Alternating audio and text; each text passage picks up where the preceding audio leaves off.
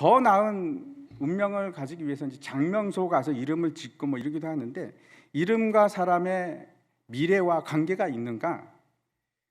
제가 이제 그 책을 읽으면서 그 공부를 하면서 이게 뭐 전혀 근거 없는 얘기는 아니다 하는 생각을 가지게 되었습니다. 왜 그런가 하면, 사람이 일생 동안 내 이름이 얼마나 불리는가 하면 수십만 번이 불립니다. 30만 번, 40만 번, 뭐 50만 번 이렇게 불립니다. 하루에도 이제 몇 번씩, 뭐 열 몇 번씩, 어떤 때는 수십 번씩 불릴 수도 있는데, 그 이름이 만약에 듣기 거북한 이름이거나 아니면 뭐 발음이 안 좋거나 그러면 그것이 계속 영향을 줄 수밖에 없습니다. 그 사람의 소리라는 것이, 입술의 그 음성이 권세가 있습니다. 힘이 있습니다. 그래서 좋은 소리를 들으면 좋겠지만, 계속해서 나쁜 소리를 영향을 받으면 뭐 좋을 리가 있겠습니까?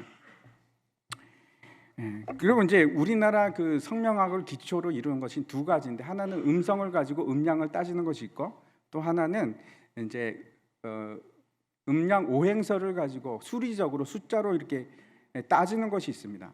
근데 이제 그 계산을 아주 복잡하게 합니다. 복잡하게 하는데 그것이 다 맞는가? 근거는 없습니다. 근거는 없지만, 무엇보다도 이제 그 장명소에서 이름을 짓는 것이 맞는 것인가? 그것이 옳은 것인가? 나의 삶을 책임질 수 있는 분이, 그 권위를 가지고 있는 분이 짓는 것이 맞습니다. 제가 말씀드리는 것은 하나님께서 우리의 이름을 지어주는 것이 참 합당한 일입니다. 오늘 이제 본문을 보면은 창세기 17장에 보면 네 가지 이름이 나오는데, 그 네 가지 이름이 다 누가 짓는가? 하나님께서 지으신 이름들입니다. 성경을 보면은 이름이 매우 중요합니다. 어떤 사람은 그 이름을 보면 그 사람의 본질을 알 수가 있고, 또 어떤 때는 그 사람의 출생의 이유를 그 이름이 얘기하고 있을 때도 있습니다. 때로는 그 중요한 한 가지가 있는데, 이 사람의 삶이 변화되었을 때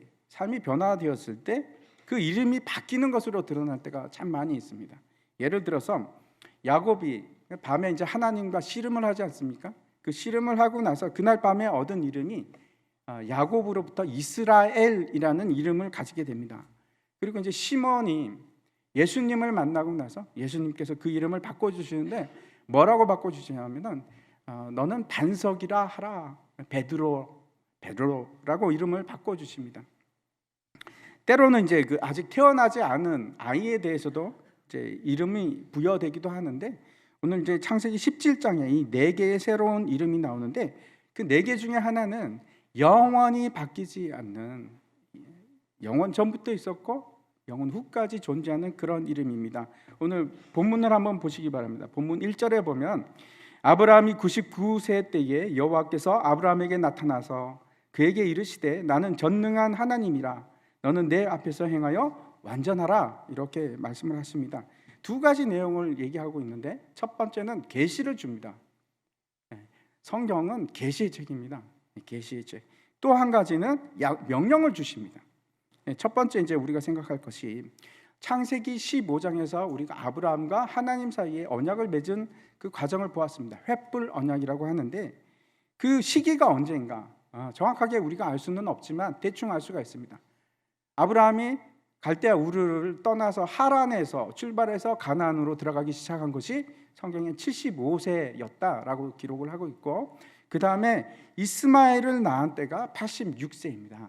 그러니까 이 86세 이스마엘을 낳기 전에 하나님께서 아브라함과 횃불 언약을 맺으셨습니다. 그때 다시 약속을 하시죠. 내가 너로 큰 민족을 이루게 할 것이고 내가 너에게 땅을 주겠다 하는 약속을 분명히 하셨습니다. 그런데 지금 이 상황에서 아브라함은 아들이 없습니다. 아들이 없을 뿐만 아니고 하나님의 그 약속이 어떤 식으로 이루어질지 전혀 모르는 상태입니다. 그래서 아브라함이 어떻게 하는가? 처음에는 롯이 자기의 조카죠. 롯이 자기의 후사가 될 걸로 생각을 했습니다. 근데 아니었습니다. 두 번째는 데리고 있던 많은 사람들 중에서 그 중에서 가장 좋았던 엘리에셀이라는 사람이 있었는데, 그 사람을 자기의 후사로 삼습니다. 그런데 하나님께서 뭐라고 얘기하시냐면, 그도 아니고 내 몸에서 날 자가 내 상속자가 될 것이다 이렇게 말씀을 하십니다. 그래서 그 다음에 했던 것이 뭔가 하면 아내 사라와 함께 몸종 하가를 모세와 동침케 해서 아들을 낳는 일이었습니다. 그래서 생긴 서자가 이스마엘입니다. 이 일 후에 하나님께서 침묵을 하십니다. 아무 말씀도 하지 않으시고 나타나시지도 않고, 그 기간이 몇 년이었는가? 13년입니다. 13년 동안 아무 말씀도 하지 않으셨습니다. 어쩌면은 아브라함은 완전히 실망 상태에 들어갔을 수도 있고, 또 그 아들 서자지요 이스마엘에 대한 애착이 강하게 생겼는지도 모르겠습니다. 왜 그러면 하나님께서 하란을 떠날 때부터 시작해서 무려 25년간, 25년이면 얼마나 긴 세월입니까? 약속을 주시고도 왜 25년간 그토록 아브라함이 오래 기다리게 그렇게 하셨는가? 왜 그렇습니까? 제가 지난 시간에도 말씀드렸는데, 하나님께서는 아브라함의 힘이 완전히 빠지기를 기다리신 겁니다. 아브라함이 다시는 더 이상은 생명을 잉태할 수 없는 상황이 되었을 때까지, 죽었을 때까지, 아브라함과 사라의 몸이 죽은 자의 몸처럼 될 때까지 하나님께서는 전혀 아들을 낳을 수 없는 상태까지 기다리신 겁니다. 그때 아무런 소망이 없을 때, 더 이상 이제 어쩔 수가 없을 때, 전혀 아들을 낳을 수 없을 때, 그때 하나님께서 나타나십니다. 그리고 하시는 말씀이 나는 전능한 하나님이라, 나는 전능한 하나님이라, 이렇게 말씀을 하십니다. 엘샤다이. 엘샤다이 할 때 그 엘이라는 것은 하나님이라는 뜻이고, 샤다이라는 것은 무슨 뜻인지 우리가 정확하게는 알지 못합니다. 그런데 우리가 유추해서 알 수 있는 것은 강하다, 또 하나는 평지에 있는 산을 얘기합니다. 그래서 그 종합해서 어떤 뜻이 되냐 하면은 강함을 표현하는 상징입니다. 엘샤다이. 그래서 이 엘샤다이라는 것은 모든 힘, 모든 부족한 것을 채워주시는 하나님의 힘, 모든 필요가 채워지는 하나님의 능력, 그것이 엘샤다이입니다. 그런데 여기서 우리가 주목해야 할 것이, 왜 이 시점에서, 13년이 지난 이 시점에서 하나님께서 나타나셔서 나는 전능한 하나님이다 라고 말씀을 하시는가? 왜 그렇게 하셨을까? 이유가 짐작이 되시죠? 이제 다 죽은 몸에서, 전혀 잉태할 수 없는 그 몸에서 생명을, 자녀를 주시기 위해서 이 말씀을 하시는 겁니다. 뭔가 하면 내가 할 것이다, 네가 하는 것이 아니고 내가 할 것이다. 아브라함아, 네가 하는 것이 아니고 내가 한다. 나는 모든 힘과 모든 필요를 채우시는 전능자 하나님이다. 내가 기적을 일으킬 것이다. 이 말씀을 하시는 겁니다. 오늘 본문에 보면은 8절에 이르기까지 계속해서 뭐가 강조되고 있냐면 내가라는 단어입니다. 내가 너로 여러 민족의 아버지가 되게 할 것이다. 내가 너를 번성하게 할 것이다. 내가 너에게 왕들을 줄 것이다. 내가 너에게 약속을 줄 것이다. 내가 너에게 땅을 줄 것이다. 하나님께서 하십니다. 하나님께서는 기적을 베푸시는 하나님, 전능한 하나님이시다. 그걸 지금 말씀하고 계시는 겁니다. 앞에서 아브라함이 메소포타미아의 네 왕들과 싸웠을 때, 그때 하나님께서 뭐라고 얘기하시냐면 나는 너의 방패다 이렇게 말씀하시고, 소돔 왕이 그 재물을 제안을 합니다, 아브라함에게. 근데 아브라함이 다 거절하지 않습니까? 다 거절했을 때 그때 하나님께서 뭐라고 하냐면 내가 너의 큰 상급이다, 내가 바로 너의 상급이다 이렇게 말씀하셨고, 이제 아브라함과 사라가 죽은 자 같이 되었을 때, 더 이상 생명을 잉태할 수 없게 되었을 때 하나님께서 말씀하시는 것이 나는 전능한 하나님이다, 내가 너의 필요를 채울 것이다 이렇게 말씀하십니다. 그리고 아브라함은 이 하나님의 말씀을 믿음으로 받아들입니다. 로마서를 한번 보시겠습니다. 로마서 4장 18절과 19절에 이렇게 되어 있습니다. 아브라함이 바랄 수 없는 중에 바라고 믿었으니 이는 내 후손이 이 같으리라 하신 말씀대로 많은 민족의 조상이 되게 하려 하십니다. 그가 100세나 되어 자기 몸이 죽은 것 같고 사라의 태가 죽은 것 같음을 알고도 믿음이 약하여지지 아니하고 라고 말씀합니다. 하나님을 믿는 자에게 하나님께서 우리에게 어떻게 다가오느냐? 전능자 하나님으로 다가오십니다. 엘샤다이의 하나님으로 다가오십니다. 불가능을 가능케 하시는 하나님, 죽음을 생명으로 바꾸시는 하나님, 없는 것을 있게 만드시는 기적의 하나님이 바로 엘샤다이입니다. 전능자 하나님입니다. 그게 여러분, 저와 여러분의 하나님입니다. 저와 여러분의 하나님은 전능자 하나님이십니다. 이것을 뭐라고 하는가? 이것을 복음이라고 합니다. 이 복음은 여러분 어마어마한 힘을 가지고 있습니다. 능력을 가지고 있습니다. 죽은 영혼을 살릴 뿐만 아니고 이 복음은, 전능자 하나님은 사람을 바꾸십니다. 사람을, 전혀 바꿀 것 같지 않은 사람을, 그 사람을 바꾸시고, 더 놀라운 것은 우리같이 처참하고 참 부패한 사람을 어떻게 만들어 가시는가? 영화롭게 만들어 가십니다. 영화로운 사람으로 바뀌게 만들어 가십니다. 이것이 복음입니다. 그런데 사람들이 이 복음을 사용하지 않습니다. 그냥 복음을 어떻게 생각하냐면 내가 죽을 때 천국 가는 티켓 정도로 생각합니다. 아닙니다. 하나님은 전능하신 하나님, 살아계신 하나님입니다.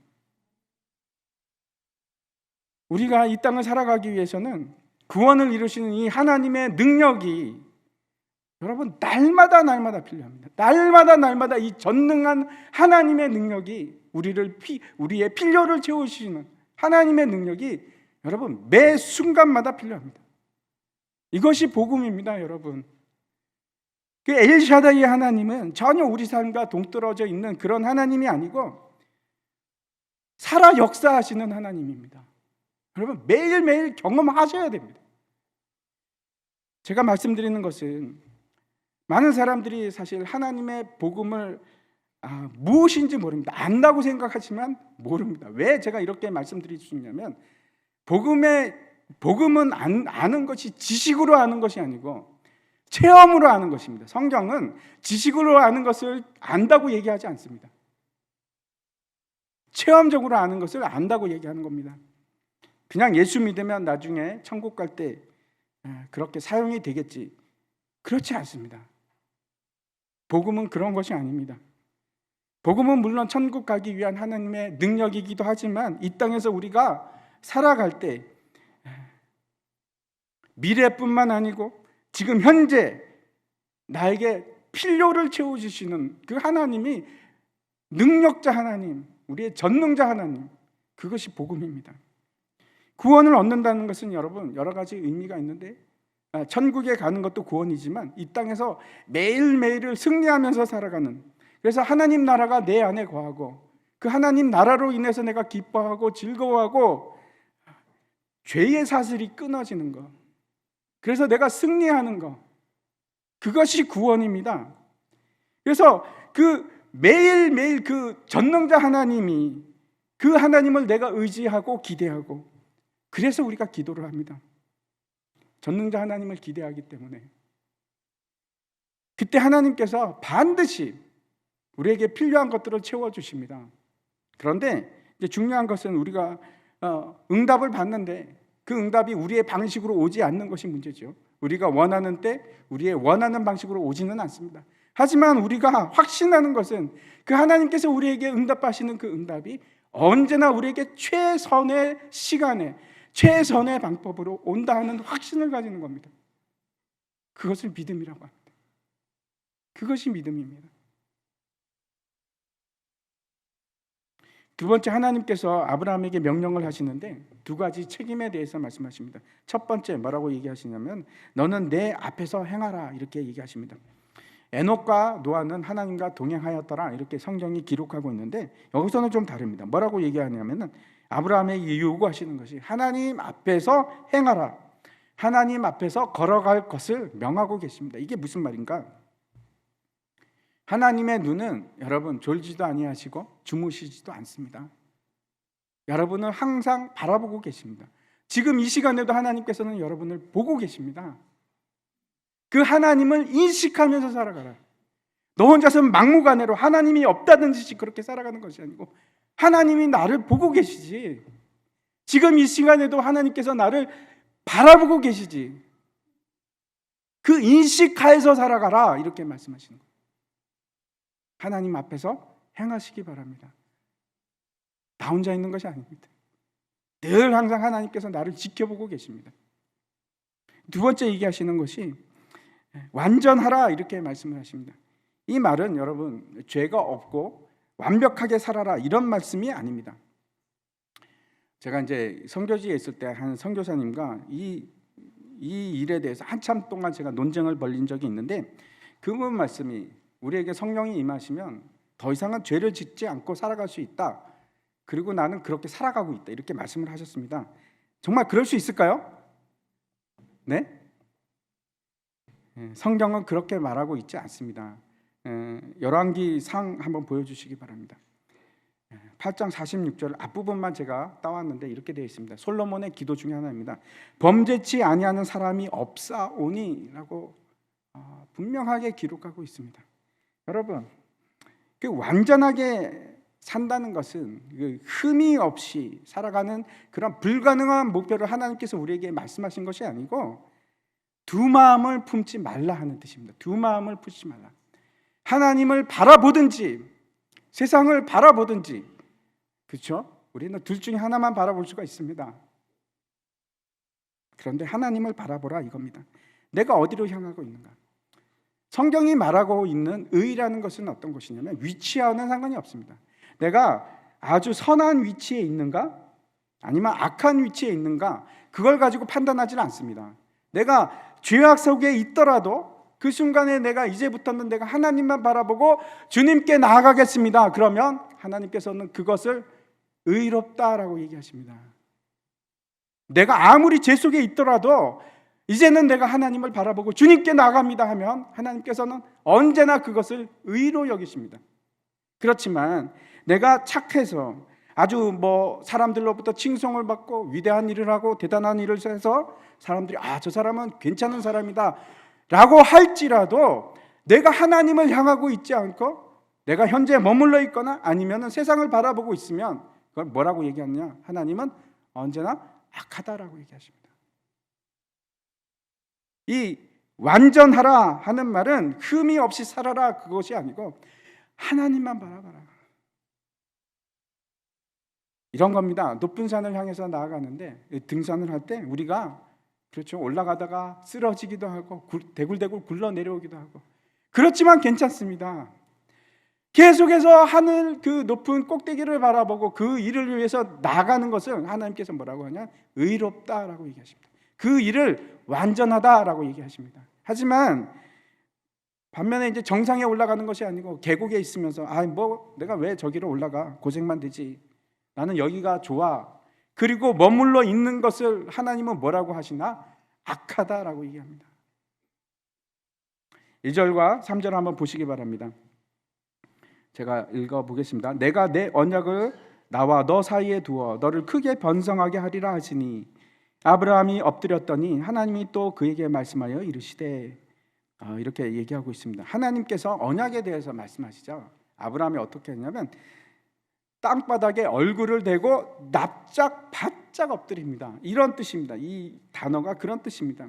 이게 뭔가 하나님에 대한 예배의 자세이고 하나님에 대한 복종의 마음이고 또 한 가지 하나님에 대한 참회의 마음입니다. 회개의 마음입니다. 주님 용서하여 주십시오. 제가 하갈을 취했습니다. 주님 용서하여 주시옵소서. 그 마음입니다. 그때 하나님께서 뭐라고 얘기하시냐면은 민족들에 대해서 말씀하시기 시작합니다. 너는 여러 민족의 아버지가 될 것이다. 원래는 아브라함입니다. 아브라함이라는 것은 무슨 뜻이냐면 아주 좀 교만한 이름인데 높은 아버지 그런 뜻입니다. 그런데 그 이름을 바꾸셔서 뭘로 바꾸시냐? 여러 민족의 아버지 아브라함으로 이름을 바꿔주십니다. 아마 나중에 이제 아브라함이 이 일이 끝나고 나서 돌아가서 집에 이제 사람들이 많이 있었습니다. 318명의 가신이 있을 정도였으니까 사람들이 가서 하나님이 내 이름을 바꾸셨어. 내 이름이 이제는 여러 민족의 아버지야 그러면 사람들이 막 웃었을지도 모르겠습니다. 왜냐? 100세가 됐는데 아들도 없는데 무슨 여러 민족의 아버지인가? 라고 했을지도 모르겠습니다. 그런데 아브라함은 길을 갈 때도 그 흙을 보면서 그렇게 생각합니다. 하나님이 내 자손을 이렇게 많게 하실 거야. 이 먼지처럼 많게 하실 거야. 밤에 밤하늘을 쳐다보면서 그 별들을 보면서 야, 하나님이 약속을 하셨지. 내 자손이 저렇게 별들처럼 많아질 거야. 그런 생각을 하고 있었을 것입니다. 아브라함은 나중에 우리가 알지만 이스라엘의 조상만 된 것이 아니고 지금 넓게 퍼져 있는 아랍 쪽의 조상입니다. 그뿐만 아니고 갈라디아서에서 뭐라고 말씀하시고 있냐면은 모든 예수 그리스도를 구주로 받아들이고 영접하는 모든 사람들의 조상입니다. 우리도 아브라함의 자손입니다. 세계 모든 민족 중에 아브라함의 자손들이 있습니다. 열방의 아버지가 된 겁니다. 우리가 이제 기억해야 할 것이 있습니다. 여기 보니까 2절 끝에 너를 크게 번성하게 하리라. 이 무슨 말인가 하면 너에게 많은 열매를 맺게 하리라 이런 뜻인데 우리가 어떻게 하면 열매 맺는 삶을 살 수 있을까? 여러분 어떻게 생각하십니까? 어떻게 하면은 열매를 맺을까? 아브라함과 사라는 수많은 계획과 노력을 했습니다. 근데 다 실패로 끝납니다. 진짜 열매가 없었습니다. 뭐라고 얘기합니까? 하나님 안에서 번성한다는 것은, 하나님 안에서 열매를 맺는다는 것은 우리가 뭘 해야 되는가? 여러분, 우리가 할 것은 아무것도 없습니다. 아무것도 없습니다. 우리가 세우는 계획은 모두 실패합니다. 하나님께서 하셔야 됩니다. 요한복음에서 예수님께서 이렇게 말씀하십니다. 15장 5절인데 나는 포도나무요 너희는 가지라. 그가 내 안에 내가 그 안에 거하면 사람이 열매를 많이 맺나니 나를 떠나서는 너희가 아무것도 할 수 없음이라. 열매를 맺고 안 맺고는 그 핵심이 어디 있는가? 내가 그리스도에 붙어 있는가? 내가 예수 그리스도에 붙어 있어서 그로부터 생명을 취하고 있는가? 거기에 달려 있습니다. 여러분, 가지라는 것은 스스로 양분을 만들 수 있는 전혀 능력이 없습니다. 붙어 있어야만 됩니다. 가지라는 것은 포도나무를 제외하고 가지라는 것은 스스로 살아갈 수 있는 생명력이 없습니다. 떨어지면 죽게 되어 있습니다. 붙으셔야 합니다. 우리가 살아갈 수 있는 유일한 길은, 우리가 열매를 맺을 수 있는 유일한 길은 포도나무이신 예수 그리스도에게 붙어 있는 겁니다. 하나님께서 이제 두 번째 약속을 해주시는데 그게 뭔가 하면 땅입니다. 하나님의 영원한 약속에는 반드시 뭐가 포함되어 있느냐면 하나님의 영원한 기업이 포함되어 있습니다. 아브라함에게 주시기로 한 땅은 가나안 땅입니다. 8절 한번 보도록 하겠습니다. 내가 너와 내 후손에게 내가 거류하는 이 땅 곧 가나안 온 땅을 주어 영원한 기업이 되게 하고 나는 그들의 하나님이 되리라. 이 가나안 땅은 지금도 현재도 굉장히 문제가 많이 있습니다. 그렇죠? 계속해서 분쟁이 일어나고 있는데 팔레스타인 사람들은 자기네 땅이라고 하고 이스라엘 사람들은 옛날부터 하나님께서 우리에게 주신 땅이라고 얘기를 합니다. 아마 이 문제는 예수님 오실 때까지 아마 해결이 안 될지도 모르겠습니다. 그런데 성경에서는 뭐라고 얘기하냐면 그 땅은 하나님께서 아브라함의 자손에게 주신 땅이 맞습니다. 분명합니다. 그러나 문제는 이겁니다. 그러면 이 땅은 언제나 이스라엘의 땅이었는가? 아니요. 그렇지 않습니다. 언제 그러면 이 땅이 이스라엘 아브라함의 자손의 땅이었는가? 그거는 어디에 달려 있냐면 1절에 달려 있습니다. 다시 한번 1절을 보시기 바랍니다. 1절에 보면은 너는 내 앞에서 행하여 완전하라. 너는 내 앞에서 행하여 완전하라. 하나님을 인식하십시오. 그리고 하나님 안에서 하나님을 바라보면서 살아가십시오. 그러면 약속을 이루어 주시는 겁니다. 우리에게 땅을 약속하신 그 땅을 주십니다. 이 신명기에 보면은 이 얘기를 60번도 넘게 합니다. 그 신명기의 주제 중에 하나가 이겁니다. 모세가 그 땅을 하나님께서 너에게 기업으로 주실 것이다. 그 땅을 너희의 소유가 되게 할 것이다. 그리고 25번이 넘게 뭐라고 얘기했으면 이것은 하나님의 은혜의 선물이다. 이것은 하나님의 은혜의 선물이다. 이렇게 얘기합니다. 그런데 그 백성들이 여호와 하나님 앞에서 올바로 행했는가? 인식하며 살아갔는가? 하나님 앞에서 완전했는가? 그러면 그 땅이 그들의 소유가 되는데 역사적으로 그렇지가 않았습니다. 역사상, 이스라엘 역사상 그 땅을 온전히 소유한 적이 있었는가? 창세기 15장 18절 한번 보시기 바랍니다. 거기에 이 땅의 경계가 나와 있습니다. 15장 18절에 보면 이렇게 되어 있습니다. 그날에 여호와께서 아브라함과 더불어 언약을 세워 이르시되 내가 이 땅을 애굽 강에서부터 그 큰 강 유브라데까지 내 자손에게 주노니, 어디서부터인가 하면 애굽에서부터 유프라테스 강까지 아주 넓은 땅입니다. 그 땅을 약속해서 주셨는데 그 땅을 가졌는가? 아브라함은 어떻습니까? 여러분, 아브라함은 그가 죽을 때까지 소유했던 땅은 헤브론에 있는 매장지 막벨라 굴 그거밖에 없었습니다. 자기 아내 사라가 죽었을 때 매장하기 위해서 산 땅입니다. 그것만을 가지게 되었습니다. 그리고 그 아들 이삭을 지나서 야곱의 때에 야곱이 그 아들들 70명과 그 모두 합쳐서 70명이었죠. 그 사람들이 애굽으로 갑니다. 그리고 430년을 지나면서 노예화됩니다.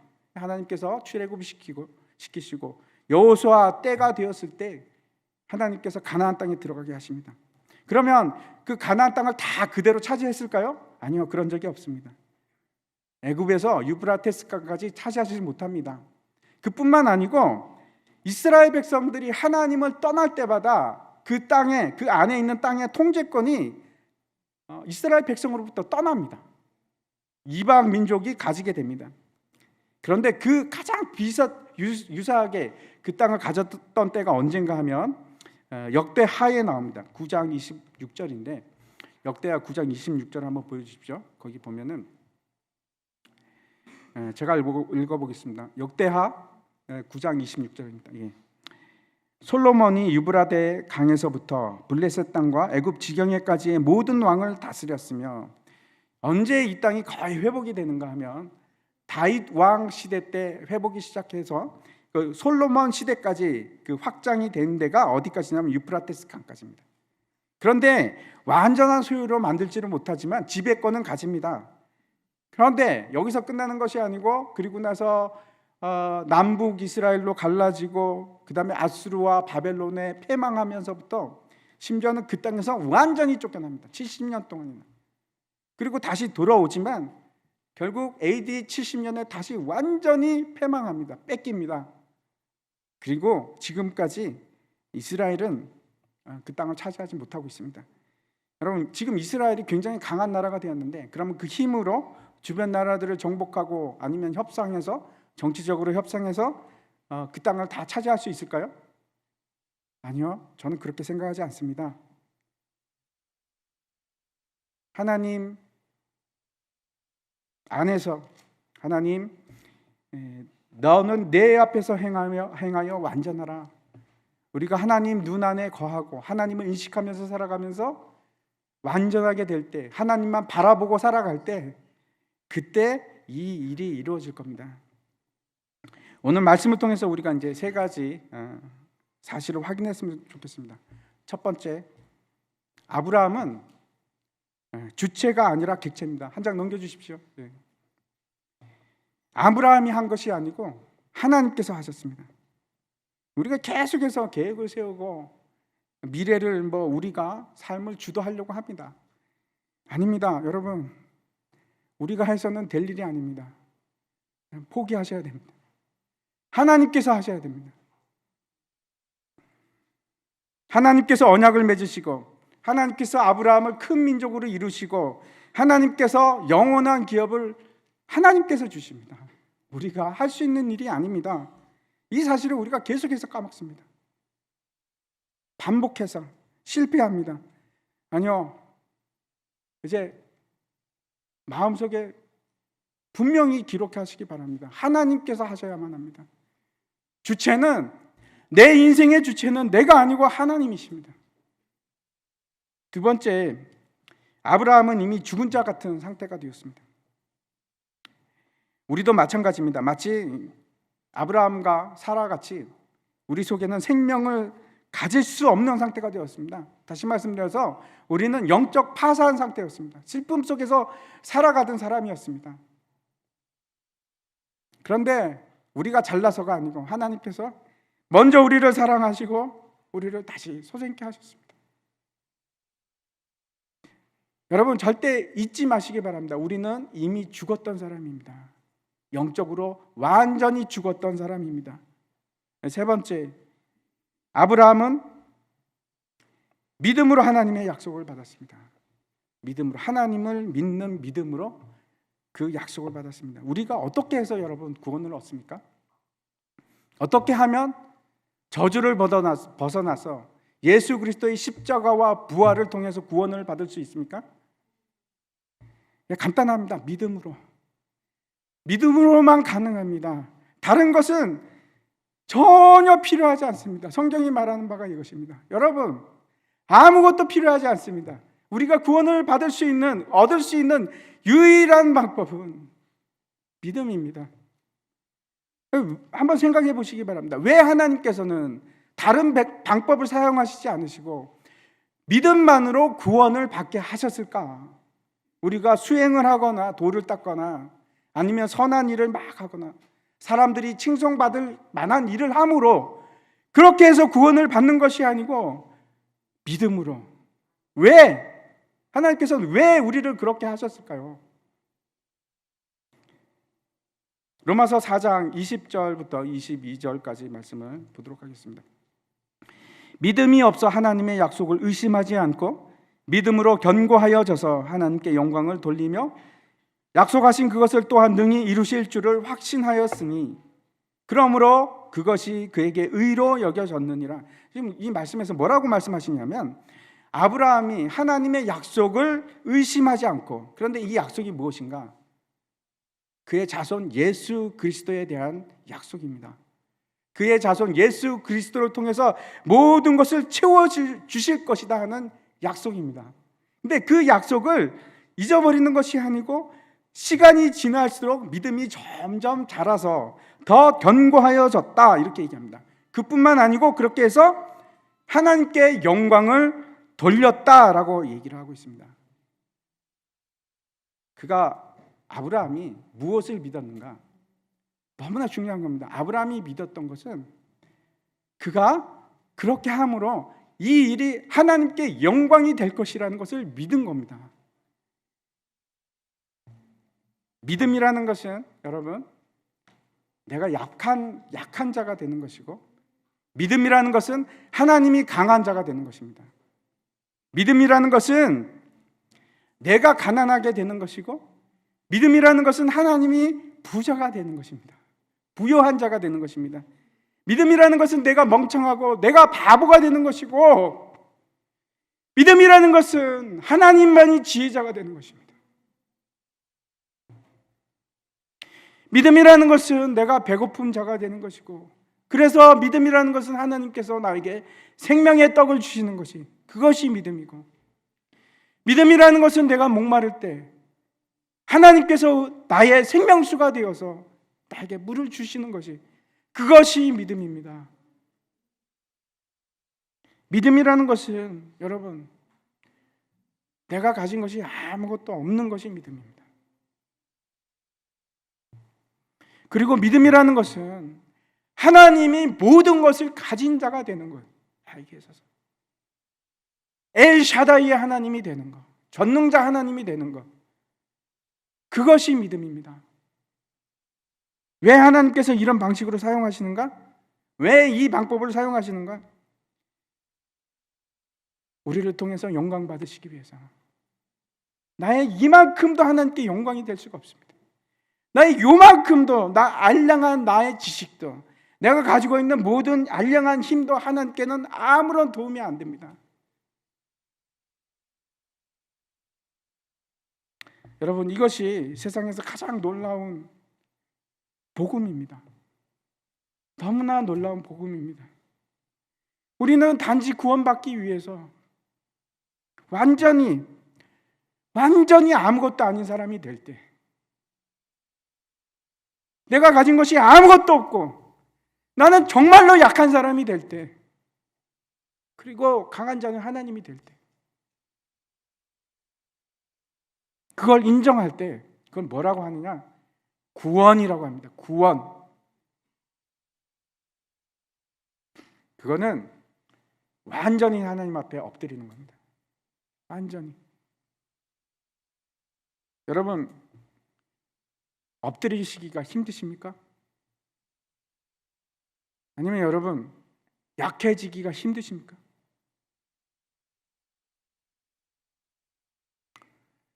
아무것도 없는 자가 되기가 힘드십니까? 구원을 받는다는 것은 그렇게 힘든 일이 아닙니다. 만약 우리가 하나님이 되고자 한다면 우리에게는 구원이 없습니다. 내가 모든 것을 가지고 내가 강하고 내가 스스로의 만족을 취하기 시작하면 우리에게는 아무것도 없습니다. 그걸 포기할 때 하나님께서 나의 전능자 하나님이 되시고 나에게 구원이 있습니다. 이것이 여러분 놀라운 구원의 길입니다. 구원이라는 것은 은혜로, 단지 은혜와 믿음으로만 가능합니다. 전혀 다른 것이 필요하지 않습니다. 오직 믿음으로 말미암아 구원을 받습니다. 너무나 엄청난 일입니다. 만약에 여러분이 하나님을 엘샤다이의 하나님으로 인정하시면 그때 우리가 구원을 받습니다. 엘샤다이 하나님이 내 하나님이 될 때 그때 구원을 받습니다. 전능자 하나님을 기억하시기 바랍니다. 우리 다 함께 일어나서 같이 마지막 회에서 같이